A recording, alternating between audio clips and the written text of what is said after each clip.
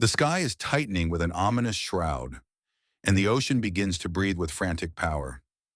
This is not simply a storm. This is an atmospheric titan, born from the colossal heat of tropical waters, which has just reached the highest fifth category on the Saffir-Simpson scale.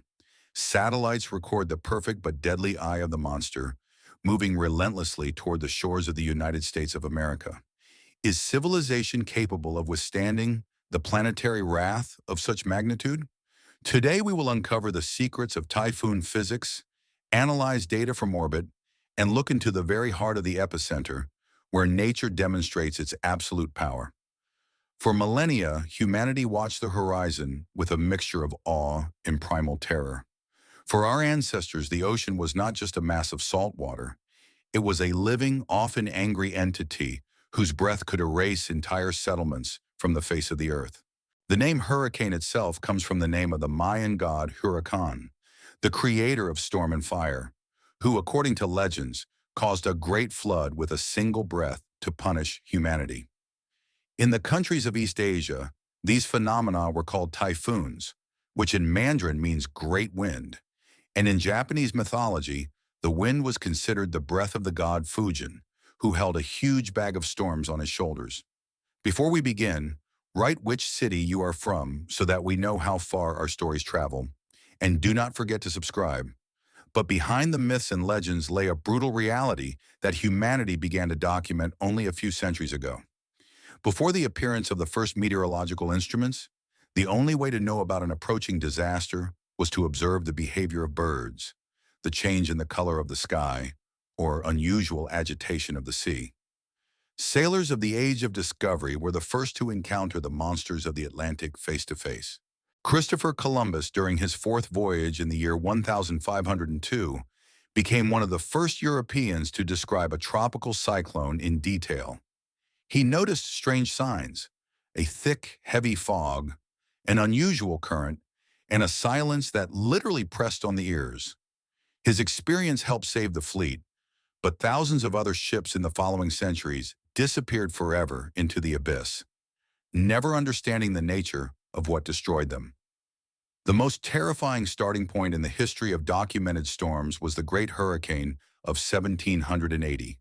This was an event of such colossal power that it changed the course of the American Revolution.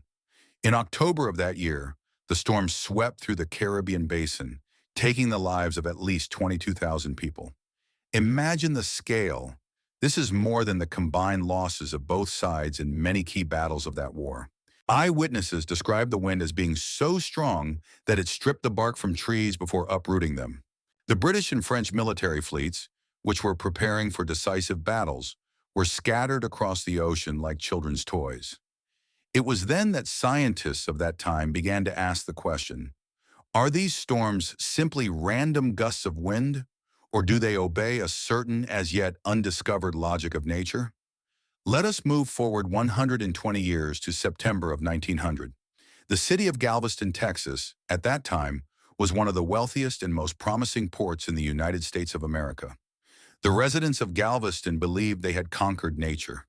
When the first reports of a storm in the Caribbean Sea appeared, many ignored the warnings.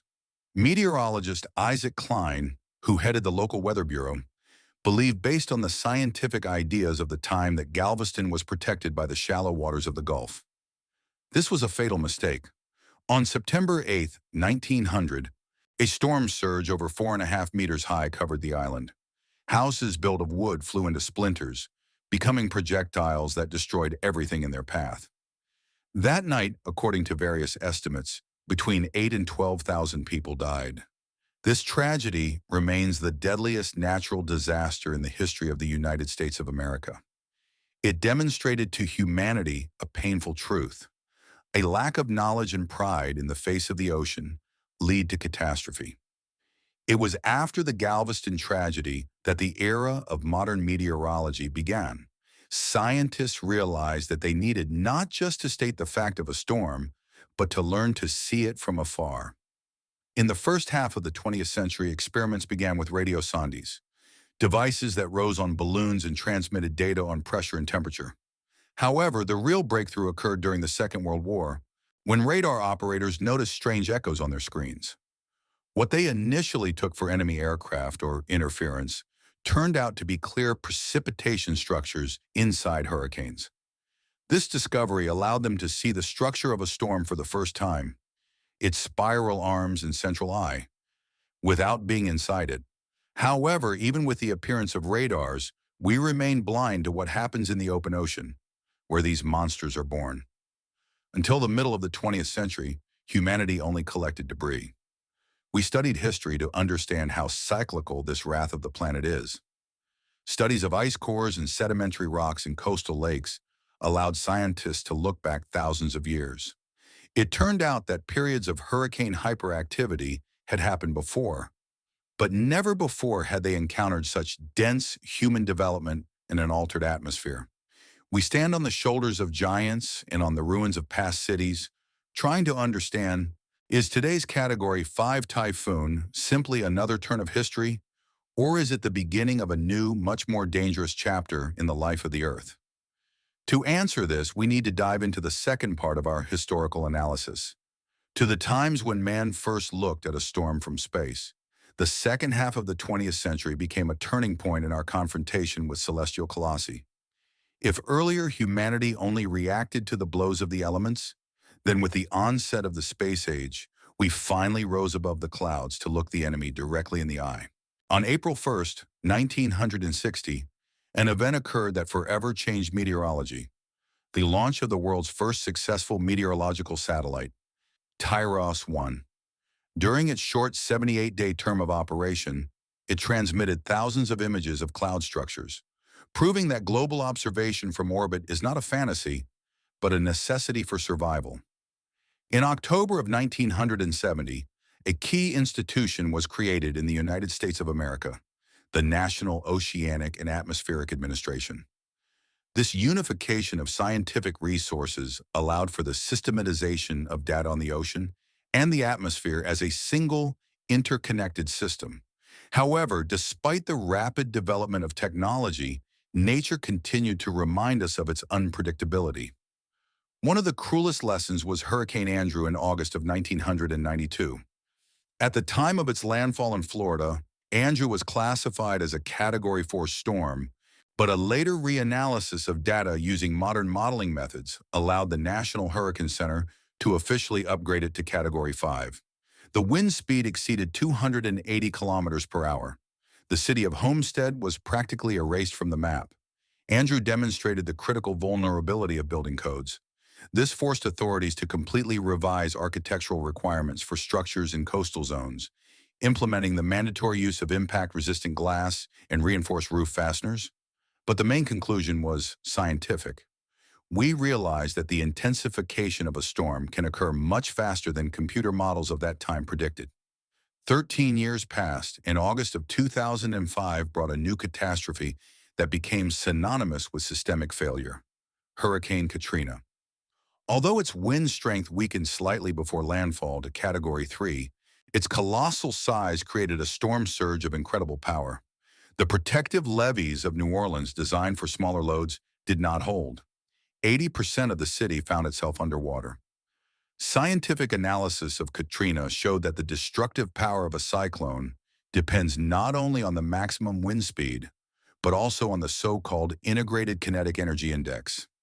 It was after this that the National Oceanic and Atmospheric Administration began to emphasize the danger of floods and surges, rather than just wind speed on the Saffir-Simpson scale. The lessons of Katrina led to the creation of integrated warning systems and significant funding in the field of computer modeling of fluid dynamics. However, the year 2017 again challenged the scientific community. The triad of hurricanes, Harvey, Irma, and Maria, demonstrated a new, alarming phenomenon. Harvey literally stopped over Texas, dropping over 127 centimeters of precipitation in some areas. This confirmed the theory that due to changes in atmospheric circulation, tropical cyclones are beginning to move more slowly, which leads to catastrophic flooding. Irma, in turn, maintained Category 5 intensity for a record 60 hours, which was previously considered physically unlikely for the Atlantic. Today, in the year 2026, We analyze these events not just as historical facts, but as a foundation for understanding our current monster typhoon. We see a clear correlation. An increase in the temperature of the world ocean by every 1 degree Celsius increases the potential destructive power of a storm by 7%. We have moved from the era of simple observation to the era of complex mathematical forecasting, where every bit of data from the satellites of the National Aeronautics and Space Administration is processed by neural networks to calculate the probability of chaos. History has taught us that every category, 5 is a unique creation of physics and climate. We have learned to build stronger levees and better satellites, but we have also realized that the ocean has an almost infinite supply of thermal energy, which it is ready to turn into wind. The next step in our study is to dive into the very mechanics of this process.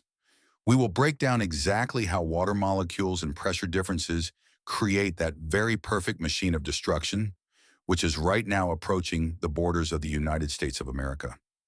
To understand how a Category 5 monster arises, we must move away from perceiving a hurricane as just a strong wind. From the point of view of physics, a tropical cyclone is a colossal heat engine that works according to the principles of the Carnot cycle. This is one of the most efficient systems for converting thermal energy into kinetic energy that exists in nature. In this chapter, we will break down the fundamental thermodynamics that allows an ordinary disturbance in the atmosphere to turn into a titan capable of changing the landscapes of continents. The ocean is a fuel tank, the thermal structure of waters. The foundation of any tropical cyclone is the thermal energy of the world ocean. According to studies published in the journal Nature and reports from the National Oceanic and Atmospheric Administration, the critical point for the birth of a system is a water surface temperature of no lower than 26.5 degrees Celsius. However, for reaching Category 5, this is not enough.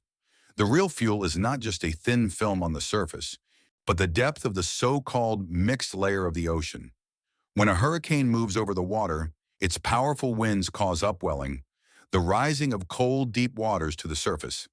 If the warm layer of water is thin, the storm will quickly choke itself, raising cold water and breaking the energy supply chain. However, in the areas of the Gulf of Mexico and the Caribbean Basin, so-called warm oceanic rings or loop current filaments are observed, where a temperature of 28 or even 30 degrees Celsius is maintained at a depth of up to 150 meters. This creates an almost infinite supply of energy, which allows our typhoon to pass through the stage of explosive intensification, when the central pressure drops by 42 millibars or more within 24 hours. The physics of phase transition, latent heat of condensation. The process of energy transfer from the ocean to the atmosphere occurs through evaporation. When water molecules leave the ocean surface, they take a colossal amount of energy with them. This is called the latent heat of vaporization. Then when this moist air rises and cools, the vapor turns back into liquid, forming clouds. At this moment, the energy that the water stole from the ocean is released into the surrounding air. The scale of this process is staggering. According to calculations by physicists from the Massachusetts Institute of Technology, in particular the leading climatologist Carrie Emanuel, the energy released in an average hurricane in one day is equivalent to the explosion energy of 10,000 nuclear bombs of average power. This heat causes the air in the center of the storm to expand and rise even faster, creating a zone of extremely low pressure near the surface. The lower the pressure in the center, the stronger the pressure gradient, and the faster the air from the periphery rushes to the epicenter, accelerating winds to speeds of over 252 kilometers per hour, the threshold for Category 5. The Coriolis effect and conservation of angular momentum. Why does this airflow not move simply in a straight line toward the center of low pressure? Here the Coriolis force comes into play, an inertial force arising as a result of the Earth rotation around its axis. To the north of the equator, it deflects air currents to the right, causing the entire system to swirl counterclockwise. Without this force, hurricanes simply could not exist. That is precisely why we never see them directly on the equator. Between the 5th degree of northern and the 5th degree of southern latitude. There, the Coriolis parameter is 0. When air approaches the center in a spiral, the law of conservation of angular momentum acts. Just as a figure skater begins to spin faster when pressing arms to the body, air masses sharply accelerate as they approach the eye of the storm. It is here that the eye wall is formed, the most dangerous zone where maximum vertical air currents and the highest horizontal wind speeds combine. The role of the tropopause as a thermal sink. For the efficient operation of a heat engine, not only a heater, the ocean, is needed, but also a refrigerator. In the case of our Typhoon, the role of the refrigerator is played by the upper boundary of the troposphere, the tropopause, located at an altitude of about 15 to 18 kilometers. Here the temperature is -70 or -80 degrees Celsius. The temperature difference between the hot surface of the ocean and the icy tropopause determines the maximum potential intensity of the storm. Data from telescopes and stratospheric probes of the National Aeronautics and Space Administration confirm if the upper layers of the atmosphere become colder or the lower layers become warmer, the efficiency of the storm increases. In our case, an ideal configuration is observed. An anticyclone in the upper layers of the atmosphere literally pumps exhaust air away from the storm, allowing new portions of energy to rise upward unhindered. This creates conditions for maintaining Category 5 for an extremely long time. We have analyzed in detail how water energy is transformed into wind force. Now we must understand how this theoretical knowledge is applied to observe a specific monster moving toward the shores. In the next part, we will dive into the work of the instrumentation, from laser altimeters to synthetic aperture radars, which allow us to see through walls of rain. When we realize the thermodynamic power of the monster moving through the ocean, the main question arises: how is humanity, being a biological species, capable of measuring the strength of this invisible engine and predicting its next step? At the edge of 2026, our methods of observation have transformed from passive waiting to active technological hunting. Today, we use an arsenal that only 30 years ago would have seemed like science fiction. This block is dedicated to the eyes of civilization, from orbital sensors to aircraft that pierce walls of chaos. Space Watch. Eyes that never sleep. At an altitude of 35,800 kilometers above the equator are the GOES series geostationary satellites, which are managed by the National Oceanic and Atmospheric Administration in cooperation with the National Aeronautics and Space Administration. These devices are our first line of defense. Their main instrument, the Advanced Baseline Imager, is capable of scanning the entire Western Hemisphere every 15 minutes, and the eye of the storm itself every 30 seconds. Thanks to multispectral analysis, scientists see not just clouds, but temperature maps. When we look at our Category 5 Typhoon through the infrared spectrum, we see the cold tops of the clouds. The colder they are, the higher they have risen into the troposphere, and the more powerful the vertical upward currents inside the storm are. A separate role is played by the geostationary lightning mapper. The physics here is simple but impressive. A sudden surge in the number of lightning strikes around the eye of the storm almost always signals that the system is undergoing a stage of explosive intensification. This allows meteorologists to warn coastal cities many hours before the wind changes its speed, according to the official scale. Hurricane hunters, into the heart of hell. However, satellites have one significant drawback. They look from the top down. They see the tops of the clouds, but they cannot measure with absolute accuracy the pressure near the very surface of the water or the structure of the winds under the thick shroud of precipitation. This is where the hurricane hunters come onto the scene. Using specially equipped Lockheed WP-3D Orion aircraft, crews of brave pilots and scientists fly directly into the eye wall of the Typhoon. The most important instrument in their arsenal is the dropson, a small cylindrical device equipped with a parachute and a set of sensors. When such a probe falls through the storm, it transmits data on temperature, humidity, pressure, and the wind vector 8 times per second. This allows scientists to build a vertical profile of the atmosphere. Special attention deserves the stepped frequency microwave radiometer, often called SMRF. This instrument measures the radiation of foam on the ocean surface. Since the amount of foam directly depends on the force of the wind, we can determine with accuracy to 1 kilometer per hour how deadly the blow of the element will be when it reaches land. Radars and laser scanning. Refuting invisibility. In recent years, the National Aeronautics and Space Administration has begun to apply synthetic aperture radar technology. Unlike conventional cameras, these radars pierce through clouds using microwaves. This allows us to see sea agitation even in total darkness or during the heaviest downpour. We see how huge waves as high as a 5-story building are formed, moving ahead of the storm itself, the so-called storm surge. In addition, the Tropics mission, which consists of a constellation of microsatellites or CubeSats, provides an unprecedented frequency of data updates. Previously, we could wait several hours for a new image of the precipitation structure, and today we see changes in real time. This is critically important for modeling eye wall replacement, a process when the old eye of the storm disintegrates and a new, larger one forms around it. This often leads to the radius of destructive winds expanding, covering a much larger territory. Supercomputers and the edge of chaos. All these trillions of terabytes of data flow to the supercomputers of the National Centers for Environmental Prediction. Using models such as HWRF, scientists run thousands of simulations simultaneously. This is the method of ensemble forecasting.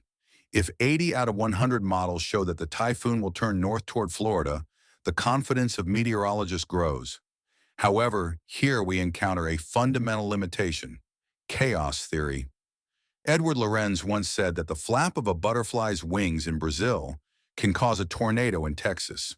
In the case of our monster typhoon, a tiny change in water temperature on a plot of a few square kilometers or a random gust of wind in the upper layers of the atmosphere can change the trajectory by 100 kilometers. That is exactly why the cone of uncertainty that you see in the news becomes wider with each predicted day. Science is not just fighting the weather, it is fighting the mathematical unpredictability of the universe itself.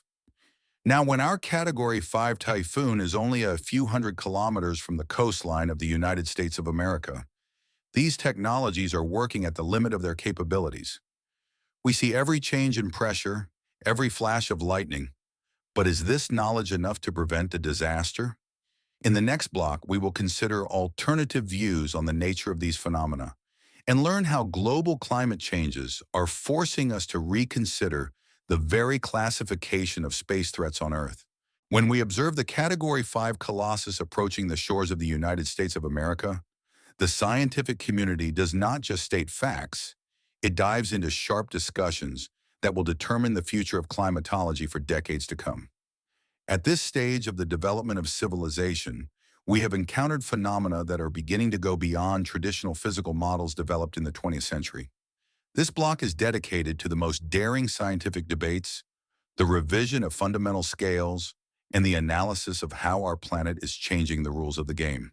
The discussion about Category 6. Is a new scale needed?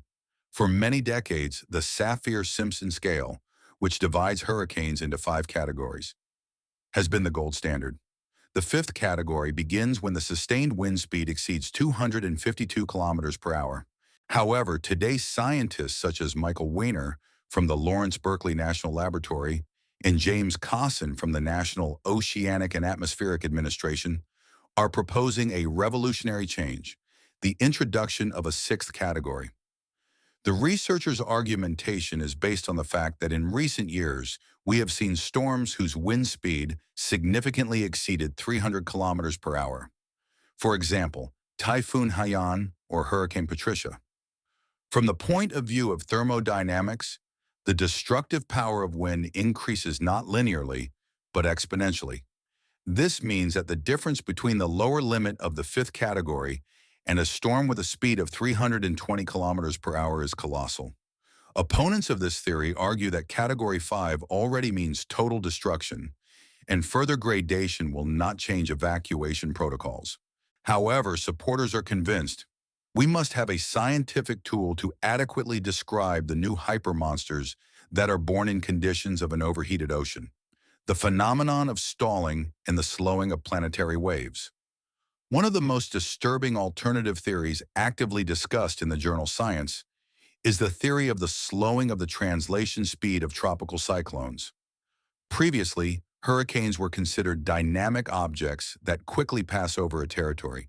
However, recent studies show that due to the melting of Arctic ice and the change in the temperature gradient between the poles and the equator, so-called jet streams in the atmosphere are becoming weaker. This leads to the fact that monster typhoons begin to hang over one point, as happened with Hurricane Harvey or Dorian. When a Category 5 storm stops, it pours out an annual norm of precipitation over one city for several days. This poses new challenges for engineers. How to calculate the strength of levees if they must withstand not just a blow, but the long-term static weight of billions of tons of water. This is not simply a meteorological question, it is a question of planetary hydrodynamics. Hypercanes, a hypothesis of an extreme future. In the circles of theoretical physics and climatology, there exists a concept put forward by Massachusetts Institute of Technology, Professor Carey Emanuel, the concept of the hypercane. This is a theoretical class of storms that could arise if the temperature of the ocean surface rises to 50 degrees Celsius. Although this seems impossible under ordinary conditions now, such indicators could be reached as a result of a large asteroid falling into the ocean or massive eruptions of underwater supervolcanoes. A hypercane would have a wind speed of over 800 kilometers per hour. This is the speed of sound in some layers of the atmosphere. Such a storm could lift water vapor and aerosols directly into the stratosphere, which would lead to the destruction of the ozone layer and a global climate catastrophe. Studying our current Category 5 typhoon gives scientists invaluable data for modeling these extreme scenarios, helping to understand the upper limits of the energy potential of the Earth atmosphere. Anthropogenic impact versus natural cycles. Fierce debates continue regarding what share of the power of current storms is taken by human activity and what is taken by the multi-decadal Atlantic oscillation. Some climatologists point out that we are simply in a phase of natural intensification of activity that repeats every 40 to 60 years. However, most modern studies, supported by data from computer models of the National Aeronautics and Space Administration, indicate that anthropogenic warming acts like steroids for natural cycles. The physics here is inexorable. According to the Clausius-Clapeyron equation, every increase in the temperature of the atmosphere by 1 degree Celsius allows the air to hold 7% more moisture. This means that every modern typhoon is a priori more watery than its predecessors 100 years ago. We are observing not just a change in weather, we are witnesses to a fundamental restructuring of the thermal balance of the planet, where Category 5 hurricanes become the main regulators trying to dump excess heat from the equator to the poles. In this scientific confrontation, we are looking for answers not only in the past, but also in the future. How will we forecast these phenomena in 10 years? What tools will allow us to look beyond the event horizon of climate chaos? We will talk about this in the next block, where we will break down ambitious missions and next-generation technologies being developed by leading space agencies of the world. We are on the threshold of a new technological revolution, where the boundary between observing the elements and attempting to model them in virtual space is becoming increasingly blurred. If previously we depended on isolated satellites, then the future of meteorology and planetary defense belongs to intelligent networks and quantum computing. This section is dedicated to the ambitious missions of the next decade, which are being developed by the National Aeronautics and Space Administration and other leading agencies of the world to give humanity a chance to predict the actions of Category 5 monsters with accuracy to the minute and meter. The SWOT mission and the new geometry of the ocean. One of the most fundamental tools that is already beginning to change our understanding of hurricanes is the SWOT satellite, a joint project of the United States of America and France. Its task is to conduct the first ever global survey of all surface water on Earth with unprecedented detail. Using an interferometric synthetic aperture radar, this device is capable of measuring the height of the ocean with an accuracy of several millimeters. Why is this important for forecasting our current typhoon? The thing is that the ocean is not flat. There are humps and depressions of water caused by different temperatures and salinity. Warm water expands, creating barely noticeable elevations of the surface. SWOT allows scientists to see these heat traps, deep pockets of hot water that are a hidden battery of energy for the storm. Knowing the exact topography of the ocean under the trajectory of the typhoon, we can predict whether it will receive a sudden pulse of power or, on the contrary, begin to lose strength. This is effectively an X-ray of the energy potential of the planet. The tropics revolution, swarms of microsatellites. The future belongs to the quantity and frequency of data updates. The tropics mission from the National Aeronautics and Space Administration is not one large satellite, but an entire constellation of small devices in the CubeSat format. The main problem with traditional weather satellites is that they can pass over a certain point of the ocean once every few hours. For a Category 5 monster that changes its structure every minute, this is catastrophically insufficient. The tropics constellation allows for monitoring every 30 to 60 minutes. Each such microsatellite is equipped with a passive microwave radiometer, capable of penetrating through the upper layers of clouds and measuring temperature and humidity inside the storm itself. This gives the opportunity to create four-dimensional models of cyclone development. We no longer look at a storm as a static photo. We watch it like a high-definition movie, where each frame is a new portion of data about the state of the atmosphere. Digital twins of the Earth and artificial intelligence. However, data alone is just a set of zeros and ones. The real magic happens in the depths of supercomputers. The European Space Agency, together with partners, is working on an ambitious project called Destination Earth, the goal of which is to create a high-precision digital twin of our planet by the year 2030. This is not just a visualization, it is a dynamic model where artificial intelligence processes data from millions of sensors simultaneously.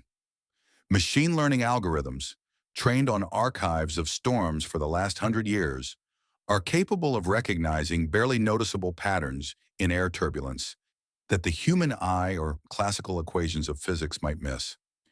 In the case of our typhoon, such a digital twin allows for running billions of what-if scenarios. What if the water temperature is 2 degrees lower? What if the pressure in the Arctic changes by 1 millibar? This allows us to move from a simple forecast to strategic planning for saving lives. Underwater armada, gliders and autonomous buoys. While satellites look from above, another front line is unfolding under the water. The National Oceanic and Atmospheric Administration actively uses autonomous underwater gliders. These devices, similar to small torpedoes, travel the ocean for months, moving by changing their buoyancy. They do not require fuel and constantly dive to a depth of up to 1,000 meters. During the approach of a Category 5 typhoon, these gliders are directed directly into the zone of the probable strike. They measure how deep the warm layer of water extends. This data is transmitted through satellite communication systems in real time. Without this information, our computer models would be blind to how much fuel is left in the ocean. This is critically important as it is the interaction between the water surface and the lower layers of the atmosphere that determines whether a storm will become a historical record of destruction or whether it will subside slightly before making landfall. The dilemma of active influence. Can a typhoon be extinguished? Finally, the scientific community continues to discuss the most controversial question. Can we not just predict, but actively influence storms?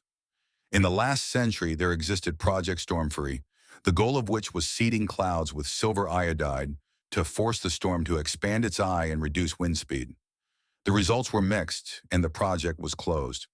Today, new ideas are appearing, from using powerful lasers to create lightning discharge channels to spraying special films on the ocean surface that would prevent water evaporation. However, most scientists, including leading experts from the National Aeronautics and Space Administration, are skeptical. The energy of a Category 5 typhoon is so colossal that any human intervention looks like an attempt to extinguish a forest fire with a cup of water. Moreover, we do not know what unpredictable consequences this might lead to in other parts of the planet. We stand before the face of the elements, armed with the best achievements of our mind.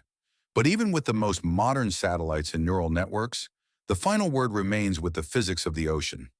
In the next block, we will move to the culmination of our study, the philosophical and practical summary of what the existence of such monsters means for the future of human civilization and our place in this fragile system that we call Earth.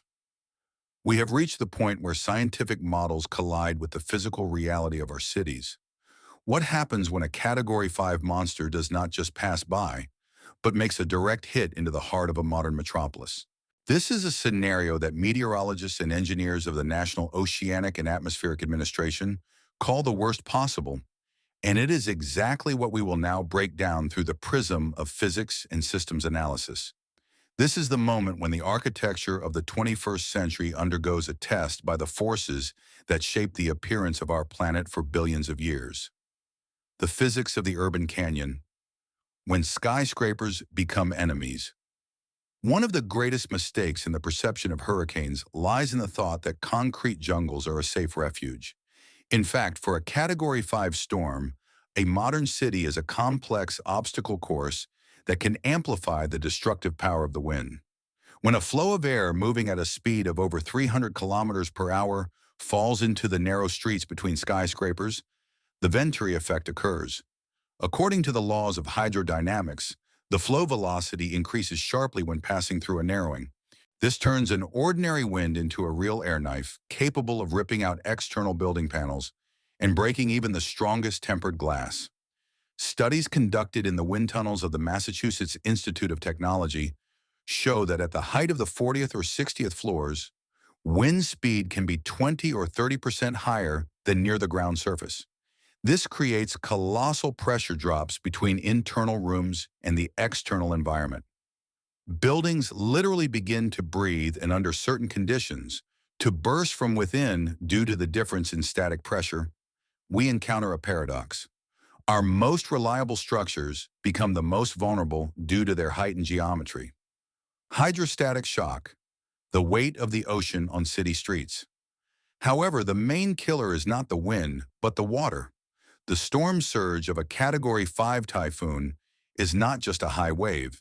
It is an entire dome of oceanic water that low atmospheric pressure literally lifts and drives to the shore.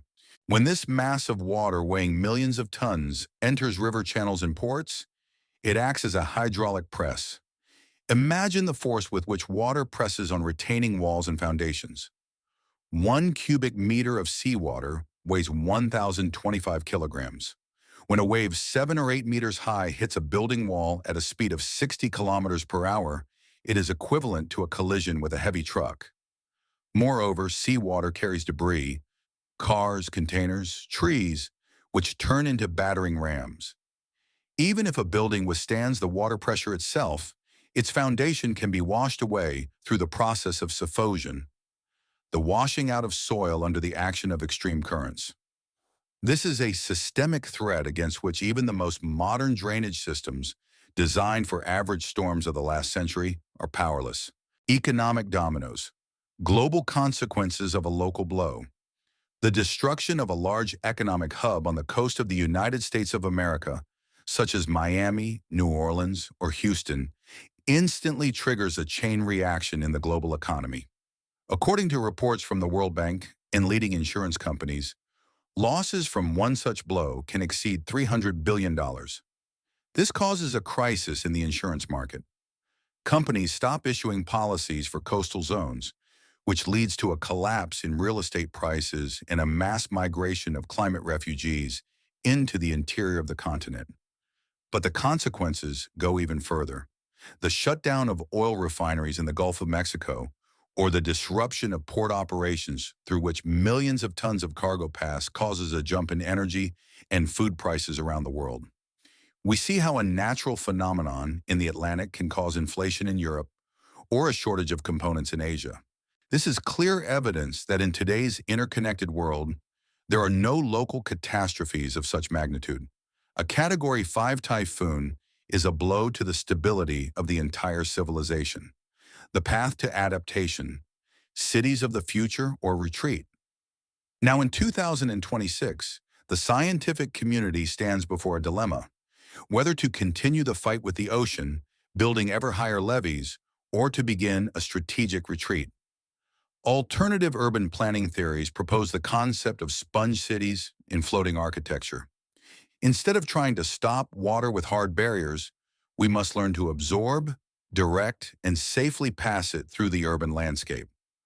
Projects of the National Aeronautics and Space Administration regarding the monitoring of world ocean levels indicate that by the middle of the century, the frequency of such events could increase threefold. This means that we must reconsider the very essence of civilization in coastal zones. We must build not fortresses, but flexible systems. Using new composite materials capable of withstanding extreme wind loads and creating autonomous energy grids based on renewable sources is our chance to preserve the functionality of society even after the blow of a monster. Ethical and scientific summary of the culmination. At the end of this breakdown, we come to the realization: a Category 5 typhoon is not an anomaly, it is part of the new reality of the Earth. It highlights all the weak points in our social order, in our economy, and in our technological pride. It is a mirror in which we see the true state of our relations with the planet. Humanity must accept this challenge not as a reason for despair, but as an impulse for evolution. Science gives us the tools for understanding, but only our collective will can change the way in which we use this knowledge. Will we be able to turn our fear of the elements into energy for transformation? This is the main question, the answer to which we will seek in the last block of our script. We will go beyond the destruction to see the horizon of a new era, where man and nature are no longer in a state of constant war.